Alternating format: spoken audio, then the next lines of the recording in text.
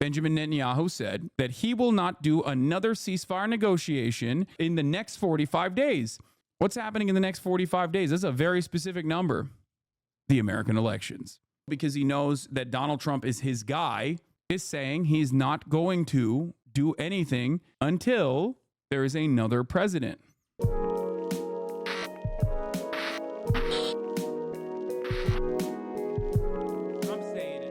IDF is live in English to justify today's Lebanese bombing. Yes, we are now going to talk about today's bombings in Lebanon. Israel has killed 356 people so far in Lebanon, the majority women and children, an identical situation to what happened in Gaza. And what is going on in Gaza? They are now moving into the Lebanese portion of their full-scale war, and they're doing the exact same things in Lebanon as they did in Gaza.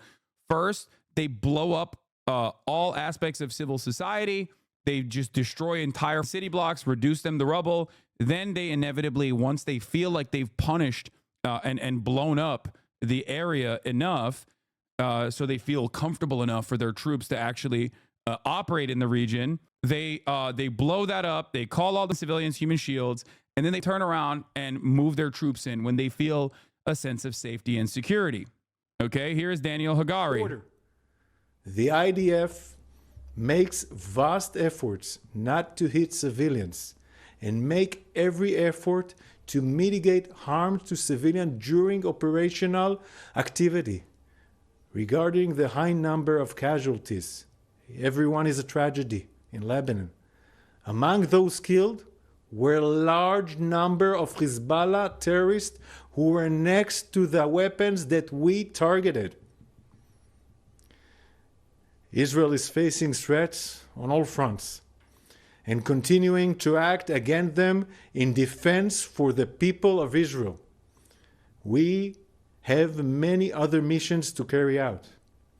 We have to bring back home all our hostages that are held in brutal conditions by Hamas. We have to bring them back home in all means. We have to continue dismantling Hamas capabilities in Gaza. And we have to bring security to every Israeli citizen in the north and in the south. Questions, please. 2 questions from AP. The first, Israel has been battling Hamas for nearly a year, and it still hasn't realized all of its goals in Gaza. Are we looking at the possibility of months of fighting in Lebanon as well? Second question is the army prepared for a ground invasion now? And if the order comes, how quickly could ground forces move in?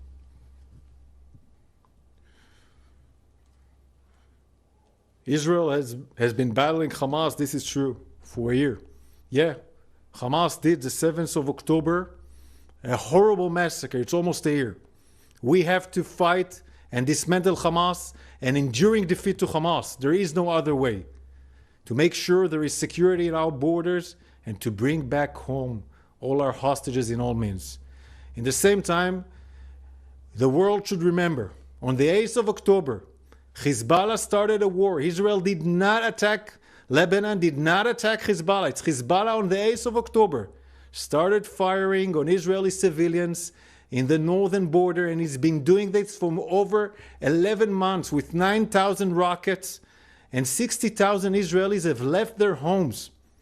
We have to act to stop the threat of Hezbollah. Hezbollah was planning to do a larger scale of massacre than the 7th of October in the northern Israel. And we will have to make... we just always... It's so interesting that it's Israel always doing a preemptive first strike. They always, luckily, there's always an imminent threat. It's, another Holocaust right around the corner. That's why they have to do a genocide beforehand. In full readiness, and we will do whatever is necessary to bring back home all our citizens to the northern border safely. Question from CNN. The cabinet has declared a special situation nationwide. Rockets have been fired at Haifa today and near Tel Aviv. You've killed hundreds in Lebanon. Is Israel prepared for a third Lebanon war?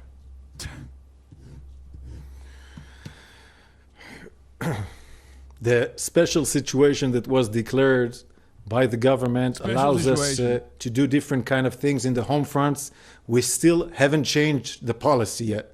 and we are looking and observing the situation continuously all along the day, and we will do that also tomorrow.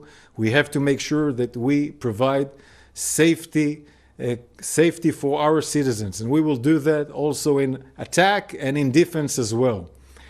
And then we have to say that the resilience of Israelis is what gives us a lot of power in the IDF to keep on doing attack and defense and doing all this war for many, many months. The resilience of the Israelis is strong, and we are ready to face whatever it needs for the future. And regarding the condition of the third Lebanon war, we are not looking for wars. We are looking to take down. Yeah, they're not looking for wars. They keep finding it. I don't 7th know of October threat in the northern border. It have to be a safe border where Hezbollah is pushed back from the border, and there are no threats like missiles, rockets, UAV threatening our communities, our citizens. This is our mission, and we will do whatever is necessary to do to achieve this mission. We hope to do it as shortly as we can. ABC News. Is what we've seen today the beginning of an all-out war in Lebanon? How do you think the coming days will look like for the IDF and for civilians of Israel and Lebanon? We've been facing in the north for over 11 months for our citizens. Every day looks with rockets on their heads going to bomb shelters. Those are citizens that for over 11 months. Still believe this shit? I mean, dude, I'm sure you talk to people that are dumb enough to still think that, like, you know, I'm sure there are people who are still dumb enough to believe this dumb shit. I mean, look at this. Look, I just saw this. Look. Houthis raided a girls' school in Yemen. They are expelling girls from school. Hasanabi interviews viral hot Yemeni TikTok pirate, 13K likes, right? Like, people still are talking about this sort of shit, okay? What this person is posting about is completely unacceptable, okay? What, like, the Houthis are doing, if this is what's happening, okay? But if you have this level of smoke for the Yemeni population, okay? If you have this level of smoke for the Yemeni population and you see the humanity, it's also a lie. That's not what happened. I don't know what happened. It doesn't matter, okay?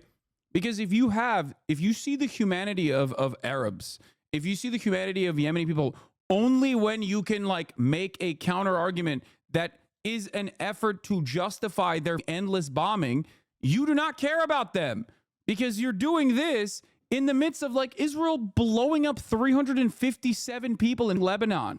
You know what I mean? You just don't give a shit. You don't give a about these people. You only want to talk about it in an effort to, like, justify and defend American imperialism in the region, to be like, look, they're barbaric monsters. That's it.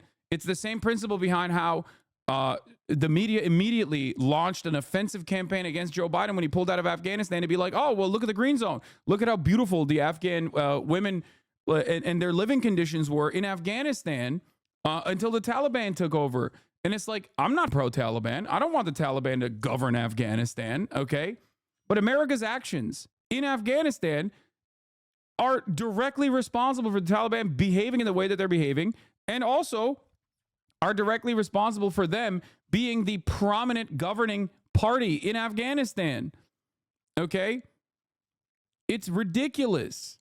And also, it's additionally ridiculous when these guys look at, like, obviously awful things happening around the world, and then their goal is to be like, oh, how do I make this about some Twitch streamer, dude? You're a delusional weirdo, okay? You are just a weird guy. It doesn't make any sense.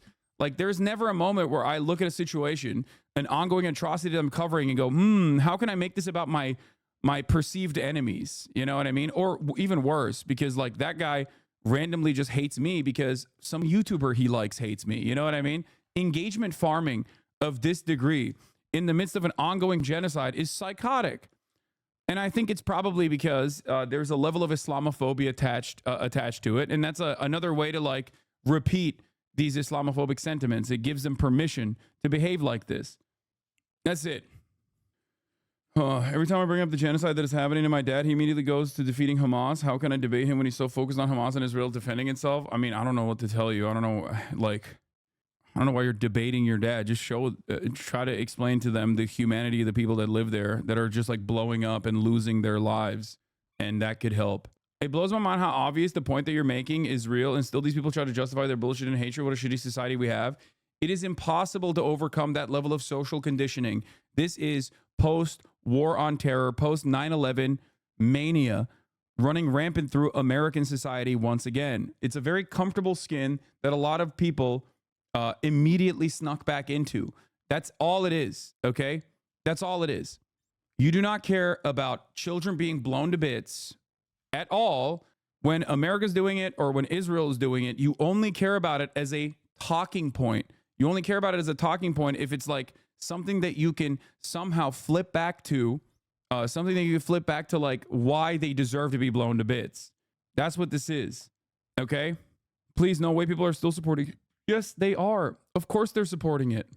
They are not invested in the truth at all.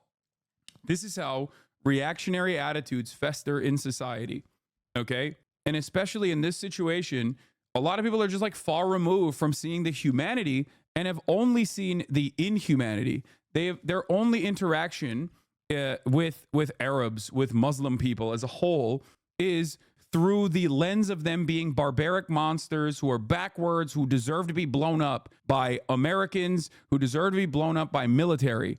So if that's all you know, okay, if that's all you have encountered your entire life, and you live in bump nowhere in Iowa, Ohio, wherever the right, of course you're going to be like, yeah, the media is telling me that these are Hezbollah scary terrorist guys, and I guess they deserve to be blown to bits because our most moral military ally, Israel, the most moral democracy, the only democracy in the world, is blowing them up, and they wouldn't do anything wrong. There are growing fears of an all-out war in the Middle East. The death toll is climbing in Lebanon as Israel and Hezbollah exchange attacks across Israel's northern border. The latest attacks are prompting concerns of increased. There's a sub that popped up overnight, which is a clone of Interesting as Fuck, mind-blowing things we should have posted about Muslims in Yemen, and there was like 1,500 comments only about you. It got deleted, but it was obviously supposed to be an anti-Islam thing, but like bots up, and they were just talking about how you are anti-Semitic. They were talking about you like you were mentioned in the post, but you weren't. Bot glitch. Oh, I would love to see that. If you archived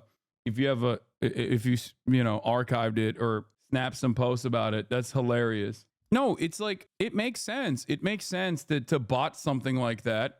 Reddit is botted into oblivion. It's like very obviously a thing that happens. It's a really good way to like massage discourse. If you don't want to attack the problem head on, a good way that you can do that is by bringing down people who speak on these matters. You know what I mean? It's not just Hasan bad equals likes. What you fail to understand is, in many instances, I always say, oh, dude, when people come to my chat and go, hypocritical socialist, what do I always say? I say, okay, I'm a capitalist. What changed? Okay, now listen to my argument. Now try to take up my argument. If you have an issue with the things that I'm saying, the things that I'm presenting, okay, beyond what you perceive my opinions to be, okay, if you can now tackle the argument, that would be great. And they have no counter to that. Why? Because there is no real purpose in doing the hypocrisy shit, right? There is no real purpose behind the hypocrisy baiting other than just simply stating, don't listen to this guy. He is bad. Don't listen to this guy. He's a bad guy. That's it. And if you can get enough people to not listen and not be charitable, okay, then it's great. You didn't have to engage with the argument. You just shut off a bunch of people from ever actually analyzing the argument. It's a successful way to propagandize. And it's almost always directly a consequence of the things I speak to and not necessarily what I do. Okay, that's it. Violence spreading across the region. The Israeli military claims to have hit more than 300 Hezbollah targets. Officials say the group has hidden weapons in residential buildings. Lebanese health officials say upwards of 270 people were killed. Yeah. And more than Israeli officials say they're hiding weapons in buildings. Lebanese officials say a lot of civilians died. 1,000 injured in the strikes. It marks the single deadliest day of fighting in nearly 20 years. BBC News Middle East correspondent Lina Sinjab is in Beirut, Lebanon. She joins us for this. Thanks for being here. What is the situation in Beirut right now? Well, it's a very tense situation. As you mentioned, today was the deadliest in the south. More than 300, locations were targeted. And just before I come on air, there was a targeted attack here in Beirut, in Dahye, in south of Beirut, in Hezbollah stronghold. The Israeli, officials are saying that they've targeted a Hezbollah figure, but we still don't know about the damage that this attack has caused to civilians. My NBC feature dropped as well, the Stay Tuned one. Behind the scene with Twitch streamer Hasanabi. We'll look at that later as well. There's a lot of this kind of stuff happening left and right. Kamala supports this. Fuck yeah, she does. Everybody supports this. This is American foreign policy, baby. It's much harder to find. It's much harder to find someone who doesn't support this. Okay. Because these areas are condensed with civilian population. And exactly that's what happened today in the morning. Good evening from Lebanon. I'm still alive. We moved from the south up to Beirut. They even bombed the main road that connects the south with Beirut. Stay safe, chatters. Airstrikes that happened in the south, the deadliest since this war started, that it targeted towns and cities and villages where it's condensed with civilians. Women and children were killed, and thousands of people are on the flee again. Some of them have fled for the third time since this war started and have nowhere to go. There are people who are fleeing to other cities, and some are arriving in Beirut. This whole country is now on alert and on emergency, fearing for more escalation to come. Hezbollah has vowed to continue launching rockets at Israel until a ceasefire is reached. Is there any other statements that we're getting from Hezbollah on whether they are going to ratchet up their retaliation? Well, this is the statement that has been consistent by Hezbollah since the war started in Gaza, since last year. And they've been launching rockets from southern Lebanon on Israel as well. They have done this in a way that is calculated so that they, continue with their statement in support of the Palestinians, but also not to cause huge damage that will reach them to a point where, the whole country could be dragged into a full-fledged war. But that's different since last week, since the attacks, the pager detonation that left at least 3,000 people injured and, dozens killed, and followed by a bombing in Dahye as well, killing top leaders of Hezbollah.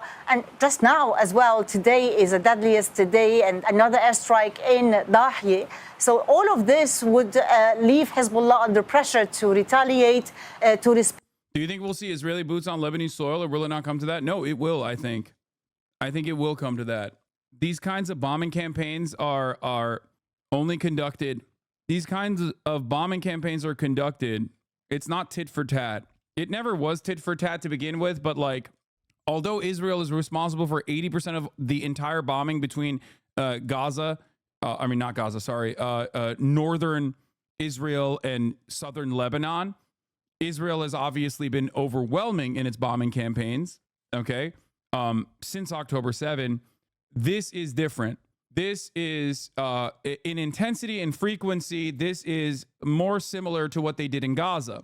First, they destroy as many aspects of civil society as possible. They try to kill a shit ton of people. They do these first strikes, and then they move in with ground troops. Lebanon is not Gaza, though. I know, but Lebanon in many ways is Gaza. Okay, when they're talking about Dahiyeh, you have to understand what Israel is doing in Gaza is called the Dahiyeh Doctrine. Okay, a doctrine of blowing up with disproportional use of force all matters of civil society in an area that you're occupying was originally implemented in Lebanon. Okay, and also whoever the Israel is fighting against is all of a sudden Hamas. You have to understand that it's Hezbollah, it's Hamas, and they're anti-Semitic, and they're only operating on the basis of anti-Semitism. They're just doing Jew hatred. That's what it is. And every single person is a civilian shield. Is all the human casualties that are involved in this are just unfortunate consequences, even though it is the direct military objective. Okay, for Israel, it is the direct military objective is to just wipe out entire segments of society. And then once they feel comfortable enough, they bring their spoiled ass troops with the Merkava tanks and roll them through the streets. That is what it is. And that is what's going on here. Now, of course, there's a difference between Hamas and Hezbollah. Hamas is in an area that Israel is the belligerent occupier of. They have many limitations in terms of like collaboration from the outside resistance, the axis of resistance against Western imperialism in the region. They have a hard time maintaining supplies. They have a hard time training. In terms of Hezbollah, which is a standing military that has operated in the region and has a shit ton of experience in terms of like combat. Okay.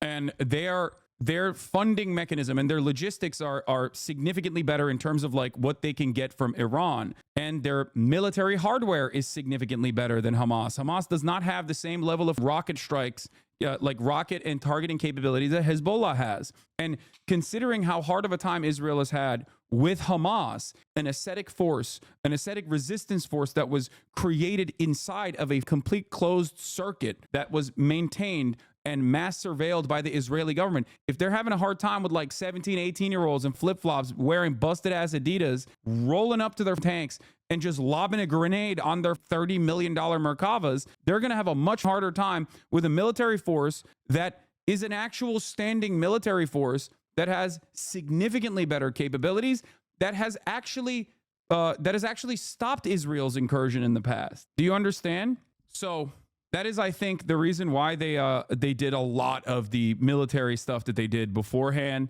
The pager attacks, like I said, were supposed to happen while the incursion was occurring, in my opinion, and in the opinion of a lot of smarter people than myself, including people who don't agree with me in terms of like Israel being a parasitic force in the region, a truly awful force of the evil in the region and death and destruction in the region.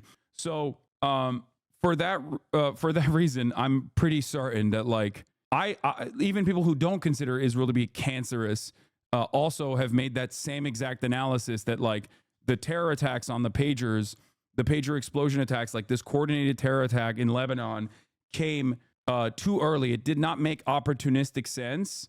And they probably did that because they were getting desperate, and it should have happened most likely like either now or when they actually were going to bring in boots on the ground into Lebanon.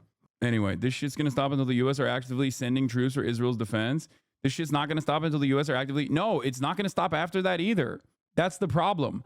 I think we are bouldering towards another major conflict in this region. It has already started, and I think that the United States of America is going to actively go into war.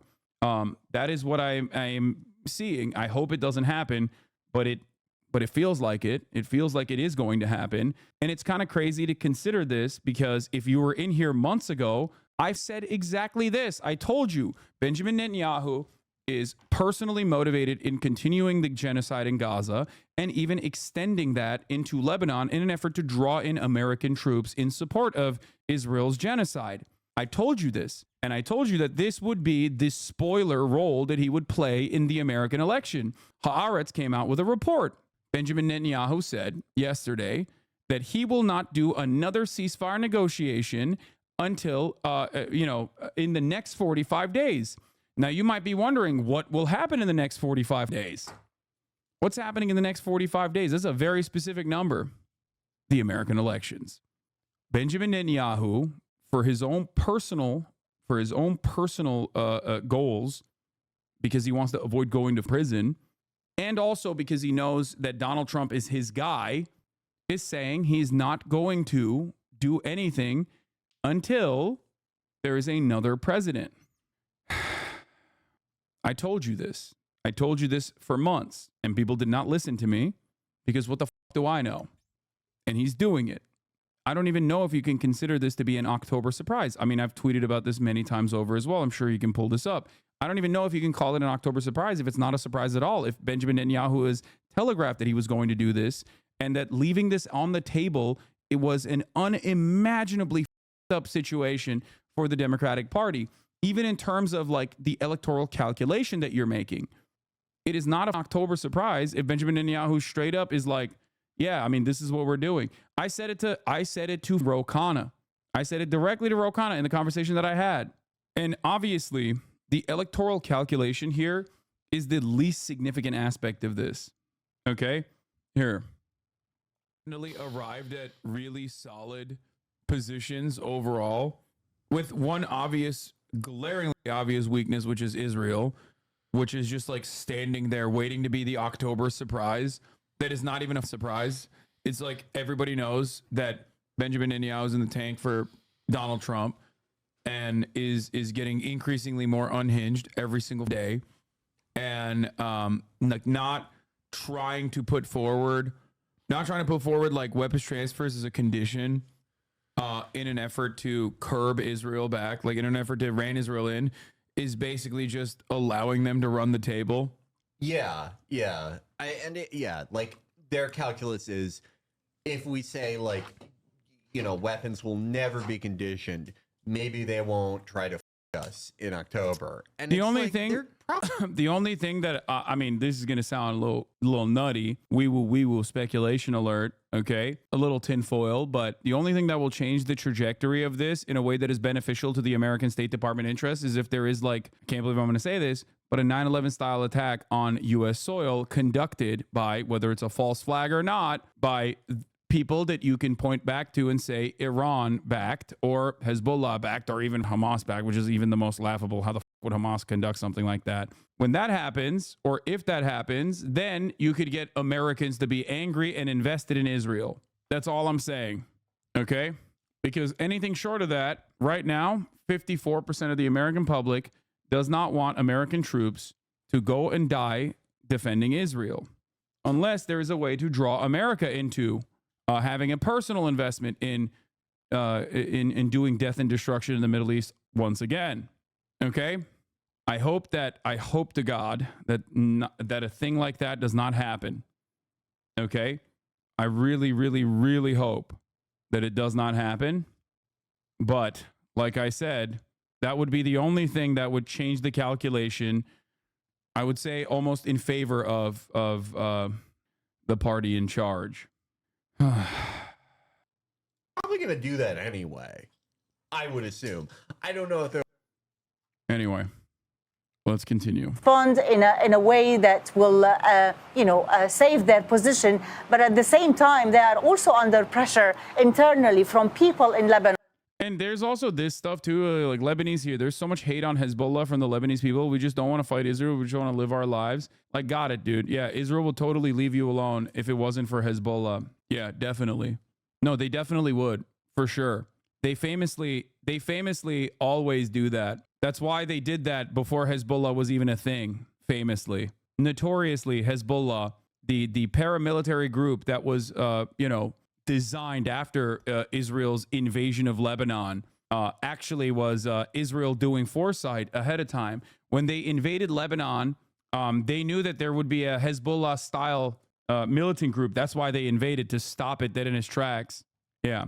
Also, how can you live in the region and be so oblivious to like what Israel does where there is no Hamas? Look at the goddamn West Bank. What do you think about how Israel's using Palestinians in Israel like Nazareth as a propaganda? I think it's really gross and really f***ed up, especially considering the history of Nazareth, as, Hasanabi heads that have been watching for quite some time know. Famously, Nazareth was the only place that was like spared from the ethnic cleansing campaigns directly as a consequence of like a World War II veteran from Canada being like, yeah, I feel like this is a bad look. Yeah, we probably shouldn't do an ethnic cleansing to the people that are like direct descendants of Jesus, okay? It will probably piss off a lot of people in the Western world. We might as well not do that until you give me like in writing, until you want to put your name on this ethnic cleansing operation. I'm probably not going to do that. And then he didn't do it. He literally didn't do it. And that's the only reason why they spared Nazareth, which has like the highest number of Palestinian citizens of Israel inside of the boundaries of Israel, which is really interesting. Because I think it was, what the f was his name?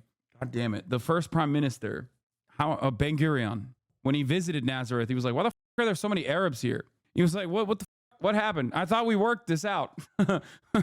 Like, I thought we personally worked this shit out. Why are there so many goddamn Arabs here? He was like shocked personally. on whether supporters of Hezbollah who've paid a high price since this war started, or by the ordinary Lebanese, that no one ever wants this country to be dragged into a full-fledged war. That said, how concerning is this latest escalation, this sort of back and forth for the broader situation in the region? Well, this region has been going into this tension for a long time, but this recent war in Gaza have made regional and border countries are on edge. We've had, the Yemenis involved, the Iraqis involved, the Iranians threatening. We've had assassinations even in Iran happening. Of course, Syria is also in the calculation, where constant bombardment and airstrikes targeting also Hezbollah figures inside Syria. But Lebanon is the country that is more, fragile and more, at a hostile situation, given the proximity and of the border and the tension with the Israelis, and given that Hezbollah's stronghold is here in Lebanon. This is their fertile land, basically, for their commandments. But this is... Yeah, his name was Ben Dunkelman, the Canadian World War II veteran. Why Israel has silenced his 1948 story of Nazareth's survival. We've covered it before. I've talked about this extensively, but here's a Mondo Weiss article about that, where they were just like, yeah, dude, that's crazy. Maybe we shouldn't ethnically cleanse. The Palestinian Christians population there was much higher at the time too. This will probably piss off a lot of the people in the West. Maybe we shouldn't do that to direct descendants of Jesus. Do you support Israel? Are you nuts, dude? Are you out of your mind? What are you talking about? No, I do not support Israel. Even the New York Times photojournalist is laughing at how stupid your question was.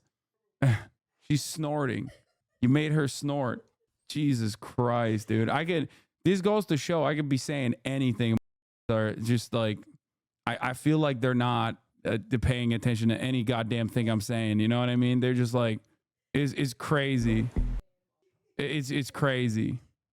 Is what is putting Lebanon on the brink of a war, and really the days to come, maybe the hours to come, will be decisive in the fate of this country. Lina Sinjab, thank you. Pentagon has announced the U.S. is sending additional...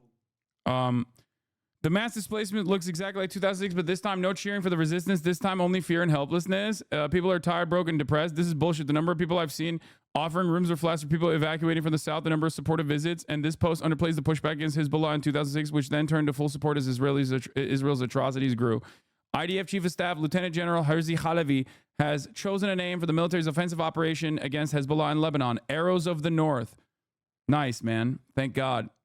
Real villain shit, dude. They're on their villain era. All right, I got to pee real quick. Troops to the Middle East as the fighting escalates between Israel and Hezbollah.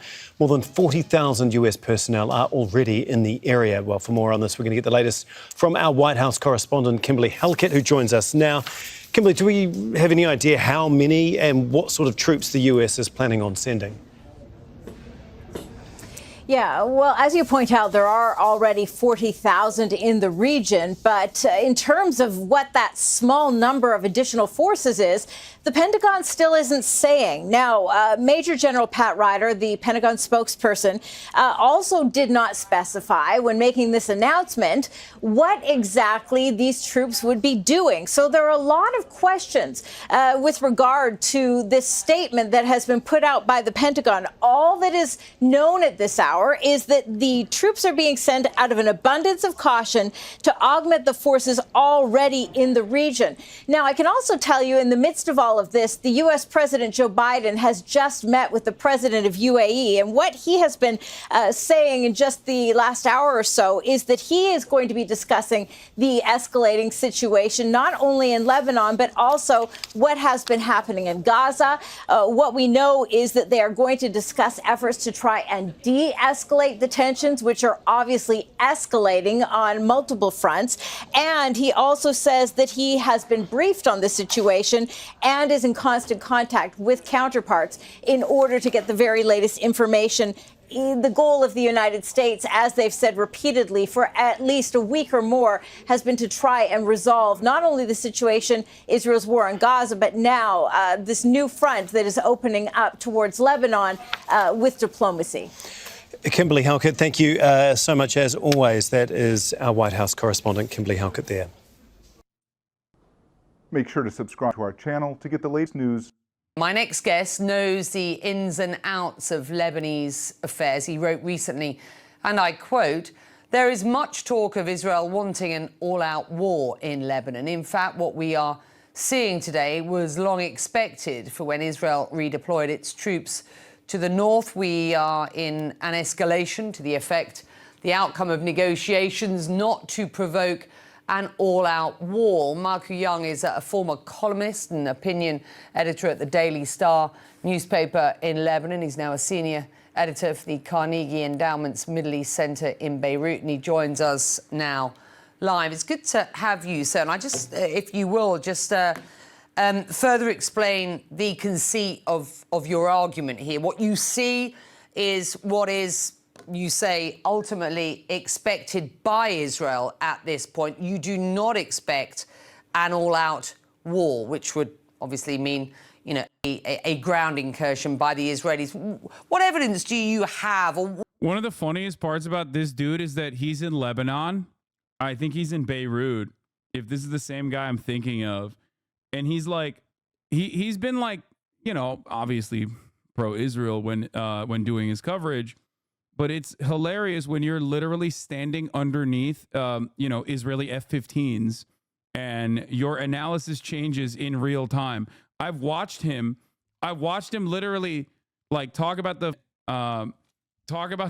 terror attack in Lebanon with the pagers, while Israeli jet fighters, or no, when Hassan Nasrallah was delivering his speech, he was like scared shitless because he heard the supersonic booms. When he was standing underneath the, you know, Israeli Air Force, I think it almost personalizes the aspect when you are treated like a, you know, Hamas militant all of a sudden, or a Hezbollah militant all of a sudden. It really changes the dynamic because, you know, they don't give a fuck about you because you're right there. Okay. It's like funny to think about how someone's analysis might change in real time. Oh, this is a Lebanese journalist that got that literally got bombed during a live broadcast.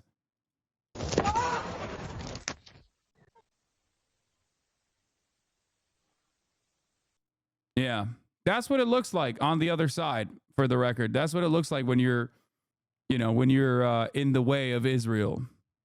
Yeah, Michael Young at Beirut Calling.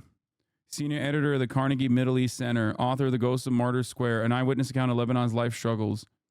When Israel said it's warned people to move away from Hezbollah's weapons stores, it takes an idiot to believe this is done in good faith. This is not information Hezbollah shares with residents, so basically they're killing innocents. Surprised? Question mark. Is this him? Is this his account? Is it Michael Young? what are you basing that conjecture on?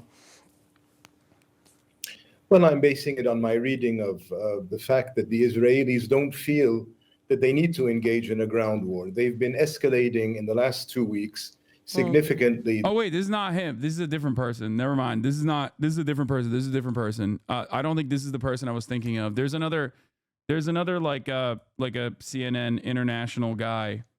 I think it's a different guy. He kind of looks like him though, like kind of schlubby. He was the one who I watched when he was the one who I watched like in real time change his attitude about like being perceived as an enemy combatant, you know, the unfortunate consequence of like being under, you know, Israeli bombing. Is that him? Their attacks against Hezbollah, beginning with the pager explosions and the walkie-talkie explosions, ending with. Yeah, this is who I'm. Yeah, this is the guy. No, Israeli airplane overhead. Okay, Eleni, there's an Israeli fighter jet flying, dropping flares just now as Hassan Nasrallah is speaking. Didn't break the sound barrier, dropping more flares again, flying right north of Beirut, flew right over the city. Like, I don't know why you probably shouldn't feel safe. You know, it don't matter how pro-Israel you might be at any given moment, you know? Okay, so obviously the timing of that overflight was no mistake or coincidence. Clearly, the Israelis wanted to distract the many viewers of Nasrallah here in Beirut and in Lebanon as he makes that speech. But what we heard Hassan Nasrallah say was that Israel has crossed all red lines with the... For the record, I want to point something out here, but he is far from the worst in terms of like the international correspondence that people have.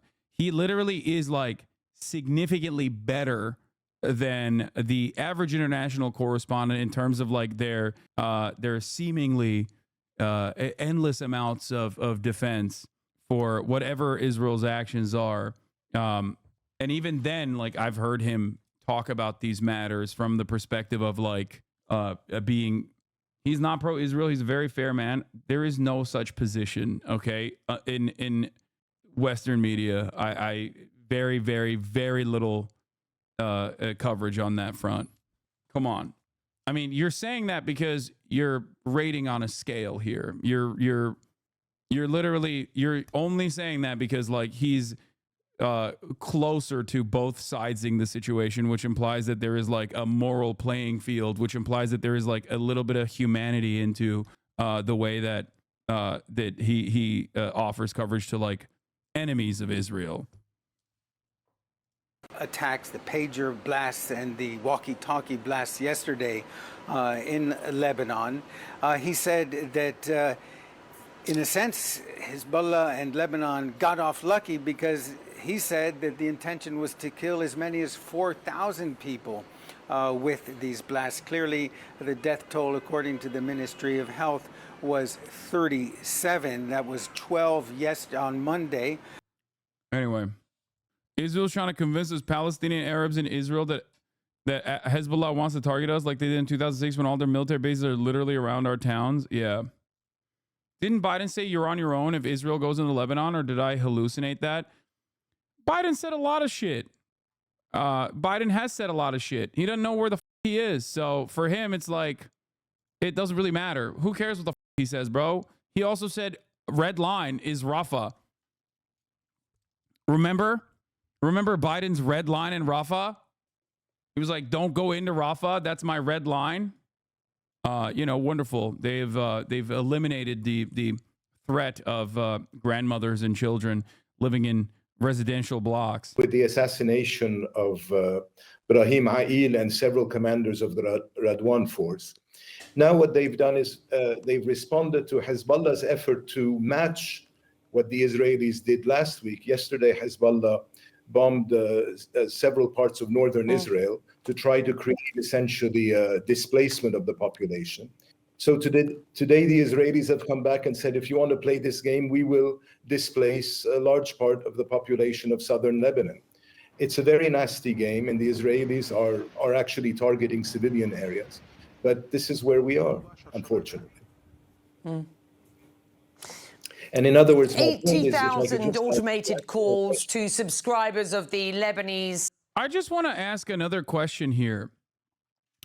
Israel has the population registry of all Palestinians. That's what you do when you're a belligerent occupier. You have the mass surveillance mechanism, and you know exactly the zip code and down to the apartment number where each Palestinian lives. How the does Israel get to do robocalls in Lebanon? It seems like they are able to do the robocalls in Gaza, but source on that? What do you mean source on that? This is basic elementary level knowledge of Israel's targeting capabilities. Israel does mass surveillance 24/7 on the Gaza Strip and has the population registry of every single Palestinian. That's like 100%. That's not like, I don't know what to tell you about this.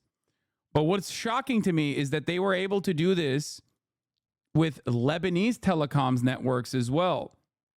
Yeah, Palestinian births are registered in Israel's database. Like they have everything.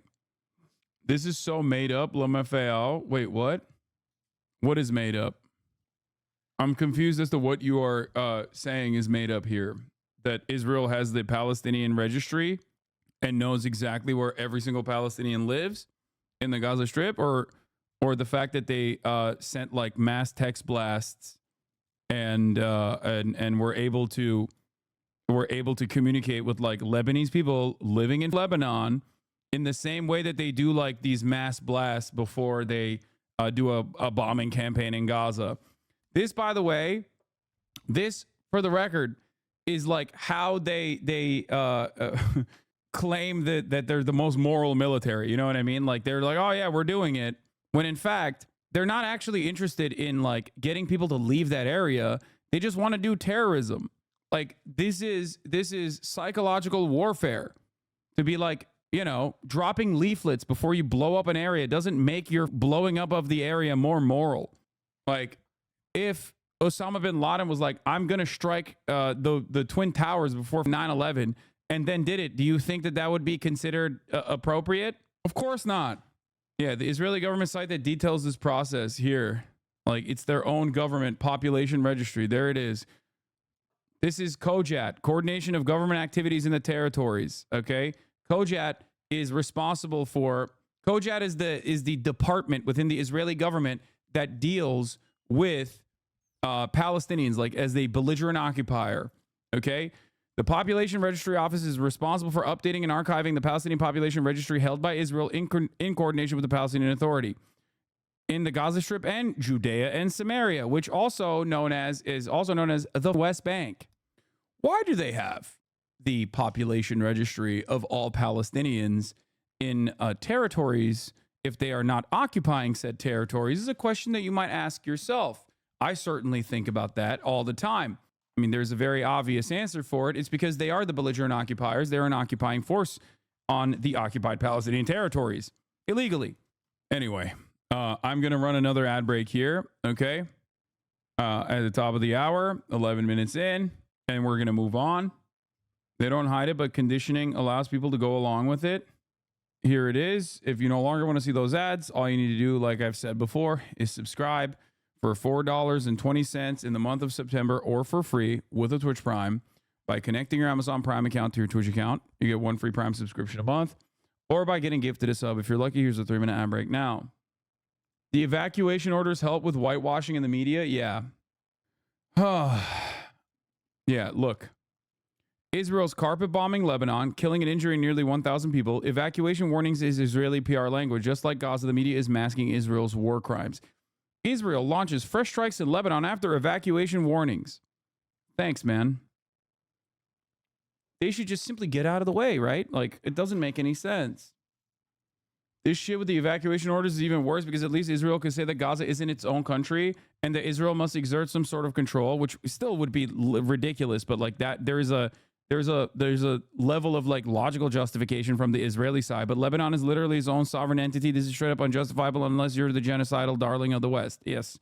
And Israel does happen to be the genocidal darling of the West and is now broadening the conflict into Lebanon as well. How do they know where it's safe? Nowhere is safe. That's the problem. And a lot of people don't understand this because you have no way of analyzing the situation unless you've lived it. Okay? We here in the Western world have no way of recognizing the fear of existing next to or existing under the military occupation of a genocidal force. Okay? We get annoyed when we can't get our treats because like COVID lockdowns are happening. That's a level of restrictions that you feel as an American citizen is dominating your life, is like stopping you from doing something that you want to do, even if it's for your best interest. Okay? Now think about if there was a dominating force with a superior military that was getting endless amounts of support from the most dominant force on the planet, the United States of America, and they're not just like stopping you from getting your treats, they're blowing your homes up.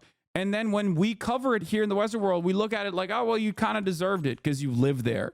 It is a scale of atrocity that is unimaginable to all of us here in the Western world because we are so far removed from this conflict. That's why I always stress the importance of like Israel's military actions in the West Bank, because there is a personalization of that kind of violence in a way that you can understand even as an American citizen. Because when you got a settler with an AR-15 that is like doing a mass shooting, well, at least that's like more similar to a fear that an American citizen might have, like about going to school.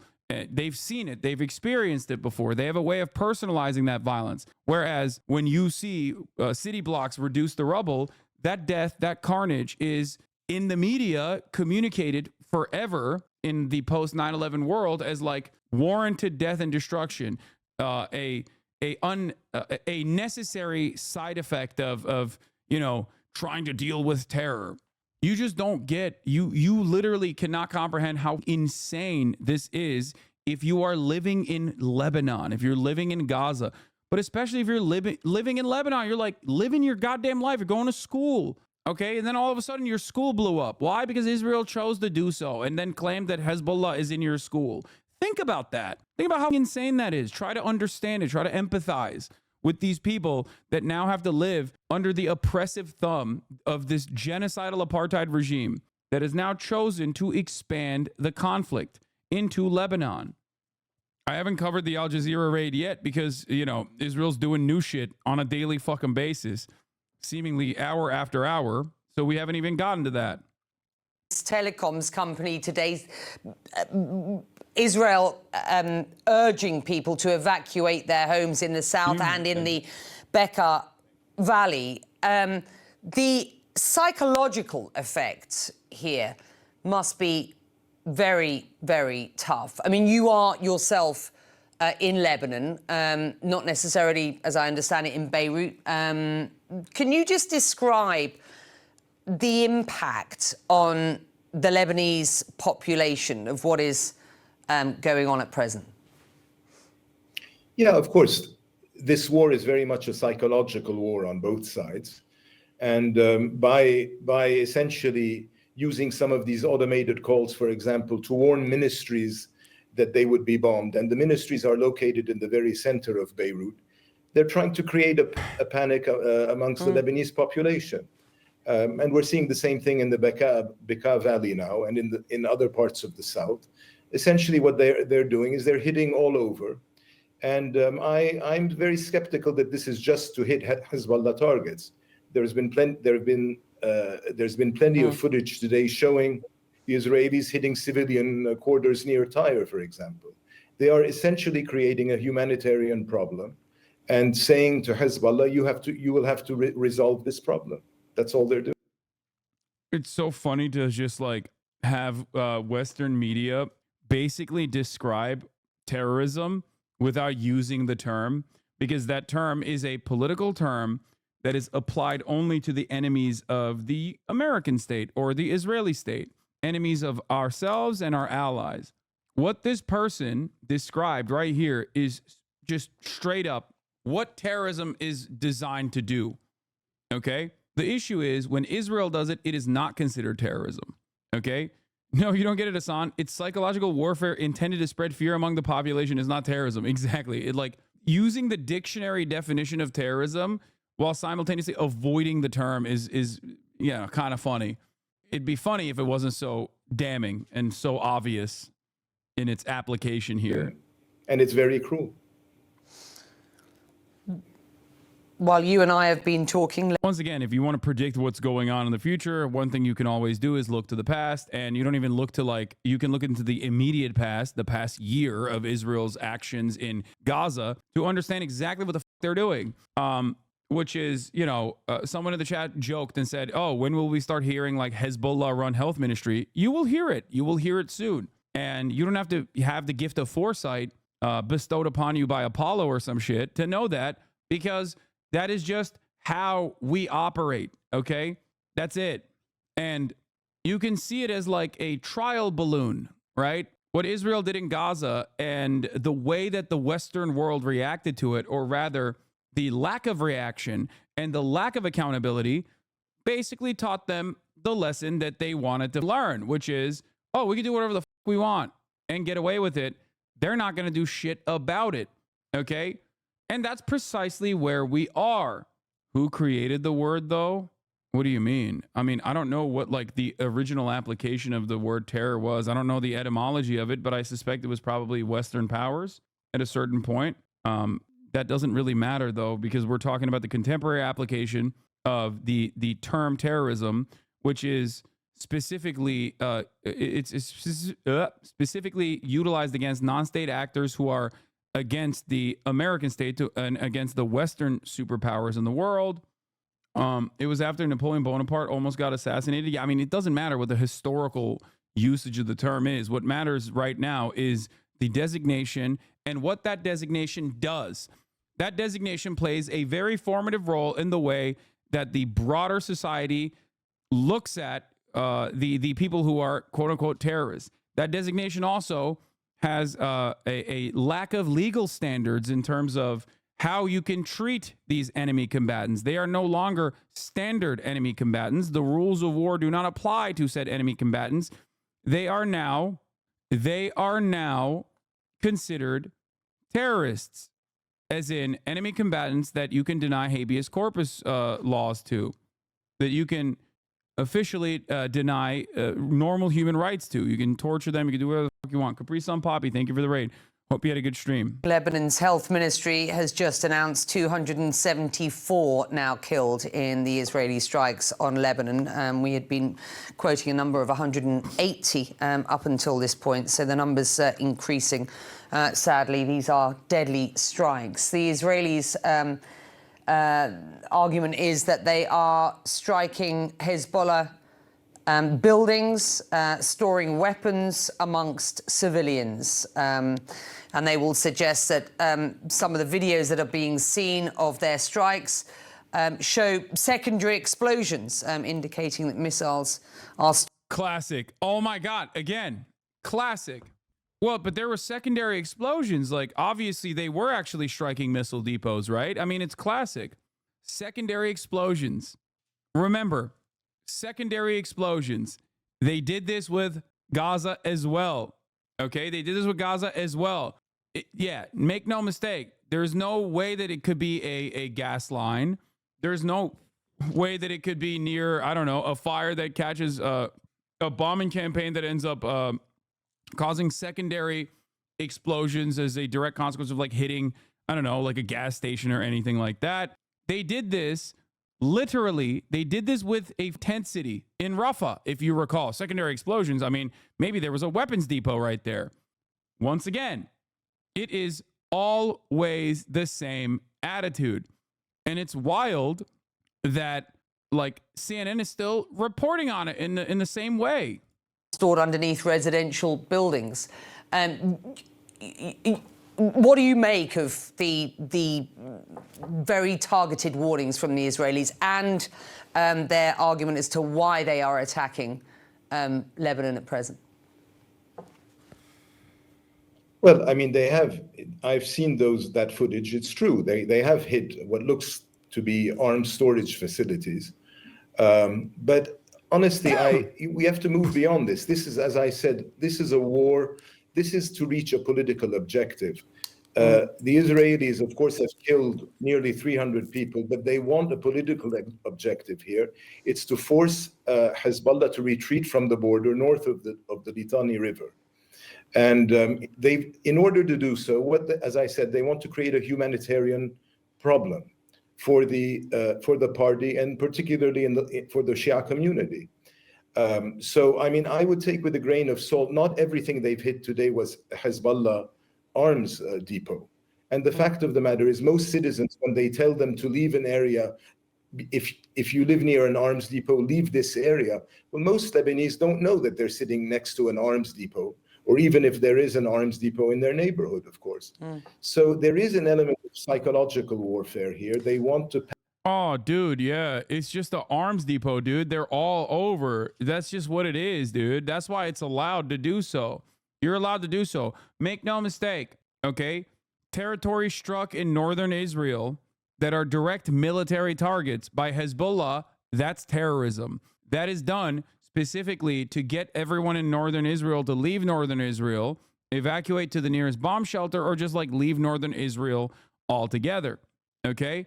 But if it happens in Lebanon with zero indication that this is actually a military base or anything like that, then that is not an act of terror. They're just engaging in a defensive posture while also simultaneously trying to do psychological warfare on the civilian population, which, make no mistake, is not terror when Israel does it.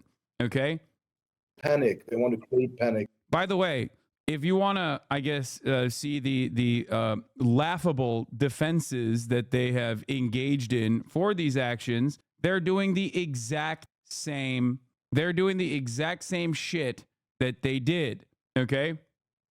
Warning: Israel's in the process of doing a deception campaign in order to justify bombing the homes of southern Lebanon. They're dropping illumination flares and bombing homes with small ammunition multiple times to make it look like weapons depots exploding. This video shows clearly the small bombs dropping from the sky to simulate the explosions with the flare.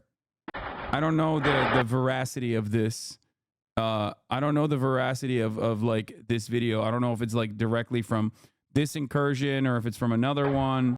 It is. That's an ammo depot? No, it's not. No, the fuck is not, brother. What are you talking about? It sounds, first of all, the secondary explosions. I mean, look, I'm not an expert on this at all, but the secondary explosions are never that consistent. But we're not going to engage in like Twitter video OSINT Andy shit, okay? I don't know. Maybe it is an arms depot. It still doesn't justify Israel's bombing campaign. Hasanabi is an expert again. Oh, here we go. Hasanabi is an expert again. I mean, okay, let me ask you something before you cynically refuse to hear what I'm saying, okay? In terms of me being like, I'm not an expert. It looks a little weird, but who knows? Before you listen to those words, because you failed to comprehend that, and immediately went with a cynical, oh, here we go again. Hasanabi's an expert again. I'm sure you're going to turn around and do like the, remember the JDAM shit? Okay. Yep. There it is. Hasanabi's only an expert in JDAMs. Have you like even remotely accounted for all of the genocide defense that your spiritual, intellectual debate daddy has presented over the course of the past 12 months at this point? Like, has there ever been a moment where you're like, man, we got a lot of things wrong. Don't associate me with them fools. Okay, well then don't behave like one of them fools. Because it's so crazy to be like, to still talk about like Al Ahly, which by the way is still, we do not have full-blown confirmation on Al Ahly, but it's regardless of what has happened in Al Ahly, it is crazy because they lied about Al Shifa, they lied about Al Ahly, they lied about every hospital that they blew up, okay, for 12 months. Like there was never there. I have been so consistent and so correct, and the people that still try to hold on to like this notion that I was like wrong, haha, we got him, have just weirdly stopped talking about these things, and they only rear their head. They only rear their ugly little heads anytime they think they can catch like a good one, like slip that in. It's interesting. Latest health ministry numbers are 492 dead, 1,645 injured. What you lie? Tunnel under Shifa is not enough. What? Keep watch. As Israel is doing a genocide in Gaza with more than 40,000 dead, majority women, children, and the elderly. 14 pages alone in terms of the casualties is under the age of 1, right? 14 pages worth of under the age of 1, like babies that were killed, ruthlessly slaughtered. Okay. As Israel then turns its crosshairs onto another sovereign nation that happens to be another sovereign nation that happens to be to have the misfortune of being neighbored with Israel, and Israel is like viciously blowing them up and lying every step of the way in the exact same way that they have lied about Gaza. Okay, you still turn around and go, remember Al Ahly? Come on, you're not a serious person. You're not. Wait till we get to, this was a Hezbollah rocket that misfired. It'll happen, you know? In the community and make people in Lebanon, but particularly supporters of Hezbollah, they want to create an element of panic, and they want them to leave the south. And indeed, many have left the south today and have streamed into other parts of Lebanon. And we've seen the images of thousands of people on the move. As we have seen similar images of people, of course, on the move for, what is it, nearly a year in Gaza. And I hear many people talking about the Gazification of Lebanon at this point. You have suggested just in this interview that the strategy, as you say, is to create this sort of humanitarian sort of situation in Lebanon as well. Just how far do the Israelis go at this point? There are, from some in government, talk of rewriting the very lines of Lebanon as a country, rewriting the borders. I mean, how far does this go, sir? Well, I mean, at this stage in time, there doesn't seem to be an effort to redraw Lebanon's borders. On the contrary, I mean, my suspicion is that the Israelis want to avoid a land incursion into Lebanon. They're trying to get the message to Hezbollah, it seems, that Do they? I don't. It doesn't seem like it. they can escalate short of an invasion, because they know that an invasion would actually lead to all-out war, in which Hezbollah would probably bring in its larger precision missiles. At this point, however, what they seem to be doing is they're offering Hezbollah the following equation. Guys, everybody understands that a ground invasion incurs a heavy price for the Israeli military. Israel understands this better than anyone else. This has already happened, and they already failed in Lebanon. This is precisely the reason why they're engaging in the same exact bombing campaign that they engaged in Gaza. Okay? That's the point. The point is, you literally pummel Lebanon as hard as you can, so then your cowardly troops can storm and kill the rest of whoever the fuck they want to kill in the area. Anyway, yeah, they don't send in the diaper squad until they've like completely destroyed the land. Okay, the diaper brigade only comes in after they feel comfortable that they won't get attacked from the buildings. When there are no buildings that are left that are sustainable, that every building has become a death trap, basically. Only then does the diaper brigade roll in with their tanks. Why do you make it sound like a ground invasion into a built-up area is easy? That's suicidal. It's never easy. That is precisely the reason why they haven't even been able to like destroy Hamas militarily. Besides, like, obviously Hamas being an idea and a form of resistance, and not like simply a standing military force that you can eviscerate. Okay, it is difficult. It is, if not damn near impossible. Hey, Hasan, I'm Lebanese. If Harris would be better foreign policy than Trump, I hope. Would Harris deal with Israel in a tougher way than Biden? I mean, she has the capacity as vice president and also currently the presidential candidate to deal with Israel in a tougher way than Biden, but she's not. And if I could predict this happening, right? And I don't even think this was like a crazy prediction, because I've been saying for months now, literally 4 months, what Israel is doing. Now, I've said 4 months Israel would inevitably do. And if I could see it, I'm sure they can as well. If you want to escalate and lead to all-out war, then it's your responsibility. And the backlash will be against you in Lebanon. But if you don't want to escalate and start hitting Israeli cities and infrastructure using your large missiles, then you're going to have to accept that we will continue to escalate until you accept our conditions on the border. This is the dilemma that they're trying to create for Hezbollah.